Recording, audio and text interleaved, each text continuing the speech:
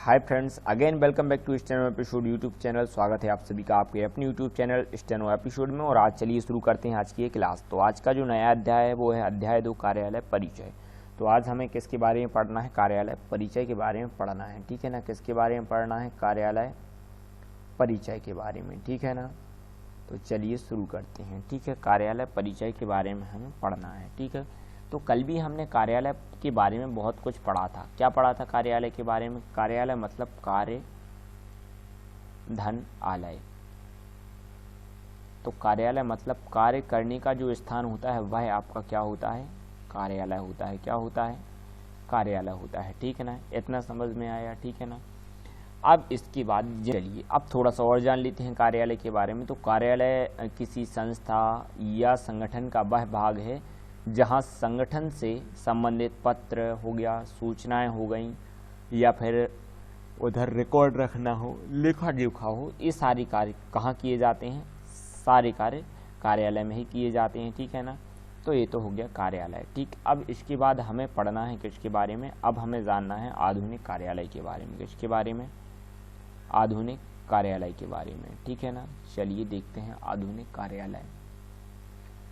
तो आधुनिक कार्यालय के बारे में अगर हम जानें तो आधुनिक युग में प्रत्येक कार्यालय के लिए निपुण व्यक्तियों के उपलब्ध होने से नई नई सूचनाओं और क्षमताओं का विकास भी हो रहा है। अब जो कार्यालय की भूमिका भी अत्यधिक बढ़ गई है। जो नए प्रकार के कार्यालय मतलब आधुनिक प्रकार के कार्यालय, ठीक है। जैसे आधुनिक कार्यालय प्रबंधकों को आवश्यकता अनुसार सभी प्रकार की जानकारी भी देते हैं। क्या देते हैं? सभी प्रकार की जानकारी, लेखे, आंकड़े, तथ्य प्रस्तुत, ये सब कौन करता है? कार्यालय ही करते हैं, ठीक है ना।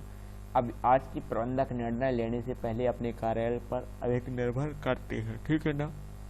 इलेक्ट्रॉनिक यंत्रों, कंप्यूटरों आदि की उपलब्धता से कार्यालय के कार्य में अत्यधिक कुशलता और गतिशीलता आ गई है। अब चूंकि पहले क्या करना होता था, जैसे हमें लेखा जोखा करना है तो सारा काम हम कैसे लिख कर करते थे, लेकिन आजकल जो कंप्यूटर आ गया है, ठीक है, हर एक ऑफिस में आजकल आपको कंप्यूटर मिल जाएगा। तो इससे क्या आ गई है? गतिशीलता आ गई है कार्य में। कार्य में क्या आ गई है? गतिशीलता आ गई है, कुशलता भी आ गई है, ठीक है। और गलतियां होने के चांस भी यहाँ पर कम हो गए हैं, ठीक है। चलिए अब हम आगे चलते हैं यहाँ पर, ठीक है। तो अब इसके बाद आगे चले यहाँ पर। तो आधुनिक कार्यालय किसी संगठन या संस्था के प्रबंध की वह इकाई है जो उसके प्रबंध व नियंत्रण को प्रभावी बनाने और प्रबंधकों को सही निर्णय लेने में सहायता पहुंचाने के लिए सूचनाओं का सही संप्रेषण करता है और इस संस्था या संगठन के विभिन्न विभागों में तालमेल रखता है, ठीक है। तो ये हो गया आपका आधुनिक कार्यालय, ठीक। फिर इसके बाद हम बात करें अब रिकॉर्ड रखने संबंधी कार्य में निम्नलिखित कार्य आते हैं। चलिए उन कार्यों को और देख लें एक बार। जैसे हमें क्या करना है? सूचनाओं को प्राप्त करना है, ठीक है ना। और उनको क्या करना है? व्यवस्थित जमाना है, सिस्टमेटिक रखना है। सूचनाओं का सही रिकॉर्ड रखना है। प्रबंधकों को सूचनाओं अब जैसे जितनी प्रकार की सूचनाएं होती हैं तो उन सूचनाओं को हमें कहाँ किसके समक्ष प्रदान करना है? उन तथ्यों को हमें प्रबंधकों को प्रदान करना है, ठीक है ना। अब जैसे संगठन की संपत्ति की रक्षा करना है, ठीक है। अब जिस भी संगठन में हम कार्य करते हैं उस संगठन की या उस संस्था की जो संपत्ति है उस संपत्ति की रक्षा करना भी हमारा काम होता है, ठीक है ना। जनसंपर्क हो गया, देखो जनसंपर्क हो गया एक तो आपका, ठीक है ना। और क्या कार्य होता है कार्यालय का? एक तो पत्र व्यवहार होता है। पत्र व्यवहार के अलावा एक और इम्पोर्टेंट कार्य होता है संचार का। किसका? संचार का, ठीक है। संचार आदि का संप्रेषण व निर्देश, तो ये सब कहाँ होता है? कार्यालय में होता है, ठीक है। अब प्रशासनिक कार्यों में मुख्य कार्य देख लेते हैं यहाँ पर प्रशासनिक कार्यों में, ठीक है। तो यहाँ पर अगर हम प्रशासनिक कार्यों में देखें तो सही और सुविधाजनक कार्य प्रणाली का विकास करना, कि जिससे हमें कार्य करने में क्या हो? आसानी हो या सुविधाजनक हो, ठीक है। कार्य हमारा आसानी से हो जाए या सुविधाजनक तरीके से उस काम को हम कर पाएँ। कार्यालय साज सज्जा व उपकरणों की व्यवस्था तथा सुरक्षा हो गया, ठीक है। फिर इसके बाद बात करें लेखन सामग्री, फार्म आदि का समुचित विवरण और उपयोग, कर्मचारियों के चुनाव, प्रशिक्षण, वेतन आदि का भुगतान, कार्यालय में किए जाने वाले कार्यों का नियोजन एवं समन्वय, ये कहाँ होता है? सारा कार्य कार्यालय में, ठीक है ना। तो ये हो गए कार्यालय के प्रशासनिक कार्य, ठीक है। फिर इसके बाद हम बात करें आगे। अब यहाँ पर हम बात करते हैं, चलिए आगे, कार्यालय सुविधाएं एवं साज सज्जा। ठीक है। तो चलिए देख लेते हैं कार्यालय सुविधाएं एवं साज सज्जा। चलिए अब हम देखते हैं यहाँ पर कार्यालय सुविधाएं एवं साज सज्जा। कार्यालय सुविधाएं एवं साज सज्जा। देखो तो आप जैसे कार्यालय है, ठीक, हम पढ़ भी रहे हैं कार्यालय के बारे में, तो पूरा काम यहाँ पर मतलब जो पूरा मटेरियल है, स्टडी मटेरियल, वो कार्यालय से ही रिलेटेड ही रहेगा, ठीक है।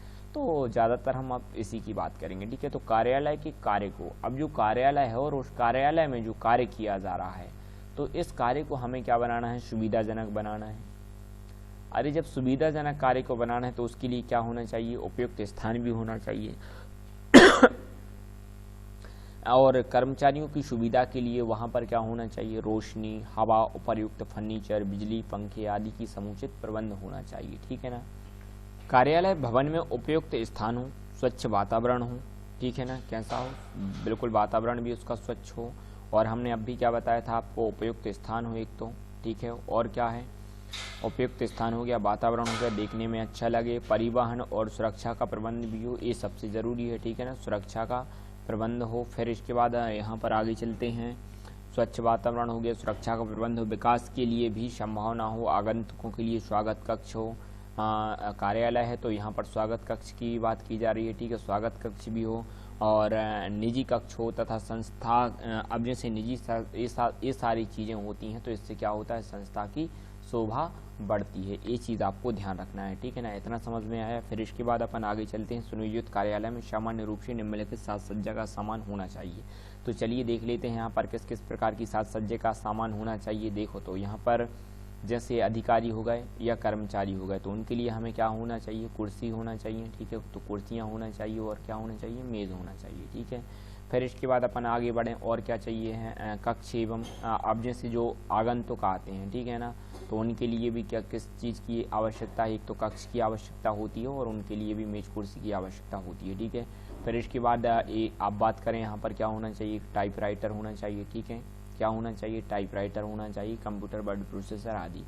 फिर यहाँ पर फाइलिंग कैबिनेट, फाइल फोल्डर होना चाहिए आपके पास, ठीक है ना, ये तो सबसे ज़रूरी है ऑफिस में। फिर स्टेशनरी की अलमारी और रैक होना चाहिए, फिर डस्टबिन भी होना चाहिए, और यहाँ पर संदर्भ, उससे रिलेटेड जो आपकी पुस्तकें हैं वो वहाँ पर बुक्स भी होनी चाहिए, ठीक है ना। और क्या हो सकता है, फिर यहाँ पर बात करें, यहाँ पर रेलवे हवाई सेवाओं की समय सारणी, टेलीफोन लाइनें, और यहाँ पर आपका जो है कार्यालय से संबंधित चार्ट और नक्शे आदि, शेप, कैश बॉक्स, लेखा संबंधी पुस्तकें, अग्निशमन के उपकरण भी होना चाहिए, ठीक है ना। और क्या होना चाहिए, और क्या है, डिक्टेशन मशीनें, कैलकुलेटर, फोटोकॉपी, डुप्लीकेटिंग मशीनें, ये सारी चीज़ें यहाँ पर जो है सुनिश्चित कार्यालय में सामान्य रूप से साज सज्जा में होना चाहिए, ठीक है ना। फिर इसके बाद हम आगे बढ़ते हैं, कार्यालय संगठन का ढांचा। चलिए अब देखते हैं कार्यालय संगठन का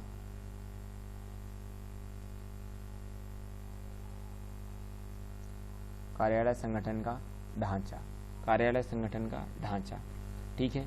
तो किसी विशेष उद्देश्य की प्राप्ति के लिए जब कुछ लोग एक समूह बनाकर अपने संसाधन एकत्रित करके संगठन के कार्यों व अधिकारों को बांटकर कार्य करते हैं, तो ऐसे समूह को संगठन कहते हैं। क्या कहते हैं, संगठन कहते हैं। अतः संगठन कुछ व्यक्तियों, कार्यों अथवा सुविधाओं का विशेष समूह है, ठीक है, जिसमें सभी व्यक्ति किसी अपेक्षित लक्ष्य को क्या करते हैं,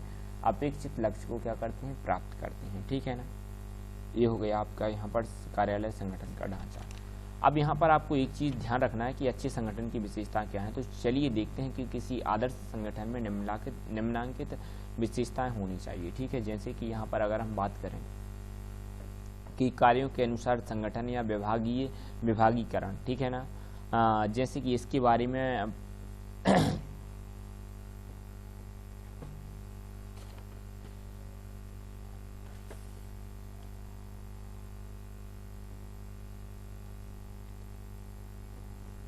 अब यहाँ पर अब बात करें तो यहाँ पर कार्यों के अनुसार संगठन का विभागीकरण। तो किसी संगठन के प्रमुख 4 विभाग होते हैं जिनमें अधिकारों और कर्तव्यों का क्या होता है, विभाजन होता है। क्या होता है, विभाजन होता है, ठीक है ना। फिर इसके बाद हम बात करें अधिकारों का विभाजन या हस्तांतरण। दूसरा क्या है, अधिकारों का विभाजन या हस्तांतरण। तो संगठन में उच्च से लेकर निम्न स्तर पर अधिकारों का स्पष्ट विभाजन कार्यालय आदेश के द्वारा होना चाहिए। प्रत्येक अधीनस्थ कर्मचारी को मालूम होना चाहिए कि उसका उच्च अधिकारी कौन है, कौन कौन से कार्य उसके अधिकार क्षेत्र में आते हैं, ये सारी चीज़ें। फिर इसके बाद हम बात करते हैं यहाँ पर आगे दायित्व का निर्वाह है। तो ये उच्च अधिकारी को अपने अधीनस्थ कर्मचारी के कार्यों के लिए पूर्ण रूप से जिम्मेदार होना चाहिए। किसी भी उच्च अधिकारी को अपने दायित्व से नहीं भागना चाहिए, ठीक है, ये चीज़ आपको ध्यान रखना है। फिर इसके बाद हम आगे चलते हैं यहाँ पर आदेश व निर्देश की एकता। तो प्रत्येक व्यक्ति को केवल एक ही उच्च अधिकारी से आदेश या निर्देश मिलना चाहिए। एक अधिकारी के ऊपर दूसरा अधिकारी दूसरा आदेश या निर्देश दे, यह प्रथा किसी संगठन के लिए उचित नहीं होती है, ठीक है ना। फिर इसके बाद हम बात करते हैं यहाँ पर आगे कुशलता। तो प्रत्येक संगठन को न्यूनतम कीमत पर संगठन के लक्ष्यों की पूर्ति करनी चाहिए, तभी वह संगठन कुशल कहलाएगा, ठीक है ना। इसके लिए संगठन का ढांचा सरल होना चाहिए और विभिन्न विभागों में परस्पर कार्य करने का संतुलन बनाए रखना चाहिए, ठीक है। फिर इसके बाद हम आगे चलते हैं लचीलापन। क्या किसके बारे में जानते हैं, लचीलापन। तो ये लचीलापन क्या है, एक्चुअली में कि जो संगठन का ढांचा है वो दीर्घकालीन अवधि के लिए तैयार किया जाना चाहिए, लेकिन यदि आवश्यक हो तो उसमें आवश्यक परिवर्तन किया जा सकता है, ठीक है ना। और जैसे कि अनेक कारणों से संगठन में परिवर्तन लाना पड़ सकता है, ठीक है, जैसे कार्यों के विस्तार हो गए, नई तकलीफें आदि, ठीक है ना। इसीलिए संगठन का जो ढांचा है वो लचीला होना आवश्यक है, ठीक है। अब इसके बाद हम यहाँ पर चलते हैं संगठन के ढांचे का विभागीकरण। किसके बारे में, संगठन के ढांचे का विभागीकरण। तो संगठन के ढांचे का अब हमें यहाँ पर जानना है विभागीकरण। किसके बारे में, इसके बारे में, विभागीकरण के बारे में जानना है। तो किसी संगठन को उसके सुचारू रूप से कार्य संचालन के लिए अनेक विभागों में बांटा जाता है, ठीक है। तो प्रत्येक विभाग उस संगठन की पृथक इकाई होता है जो कार्य विशेष से संबंधित रखता है। इस प्रकार किसी संगठन, मतलब यहाँ पर आपका ध्यान से समझने की कोशिश करना, ये हो गया संगठन, ये हो गया आपका संगठन, और इस संगठन के क्या होते हैं, कई विभाग होते हैं। क्या होते हैं, विभाग, ठीक है ना।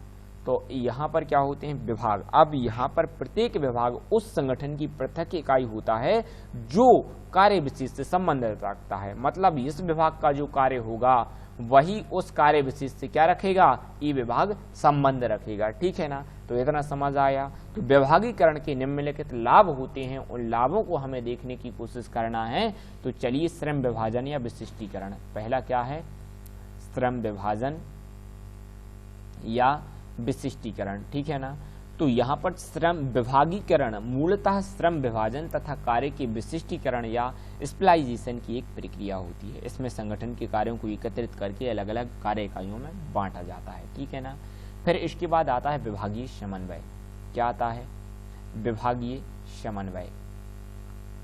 विभागीय समन्वय, इसके बारे में हम समझने की कोशिश करें तो संगठन में कार्यों की समूह बनाकर उन्हें संबद्ध कार्य इकाइयों में बांटा जाता है, ठीक है ना। और विभागीकरण से उनमें आपस में समन्वय बना रहता है। यदि उत्पादन तथा विक्रय विपणन कार्यों से संबंधित विभागीय अधिकारियों को एक साथ रखा जाए तो वे एक दूसरे को तथा अपने निकटतम उच्च अधिकारी को अपने कार्य के बारे में शीघ्रता से सूचित कर सकते हैं। तो ये हो गया आपका विभागीय समन्वय। फिर इसके बाद हम चलते हैं सीधे कहाँ पर, उत्तरदायित्व का निर्धारण। अब यहाँ पर हम आते हैं उत्तरदायित्व का निर्धारण, हम समझने की कोशिश करते हैं उत्तरदायित्व का निर्धारण, ठीक है ना। उत्तरदायित्व का निर्धारण, तो संगठन के विभागीकरण से समस्त कार्य को संगठन के विभागों एवं इकाइयों में बांटा जाता है। यदि परिणाम अच्छे नहीं निकलते हैं तो संबद्ध व्यक्तियों की पहचान कर उन्हें होने वाली कमियों के लिए जिम्मेदार ठहराया जा सकता है, ठीक है ना। तो विभागीकरण से ही संगठन की कार्य क्षमता में सुधार लाना संभव होता है। तो यहाँ पर ध्यान रखना, अगर कोई संगठन है तो अगर उस संगठन की कार्य क्षमता में सुधार लाना है तो वहाँ पर सबसे ज़रूरी चीज़ होती है क्या, विभागीकरण। कि विभागीकरण से ही संगठन की कार्य क्षमता में सुधार लाना संभव होता है। क्योंकि यहाँ पर अगर हम बात करें उत्तरदायित्व का निर्धारण, तो जो उत्तरदायित्व है जिस चीज़ का उत्तरदायित्व हमें मिलता है, तो उस उत्तरदायित्व का हमें क्या करना है, जिम्मेदारी से काम करना है। ठीक है, चलिए।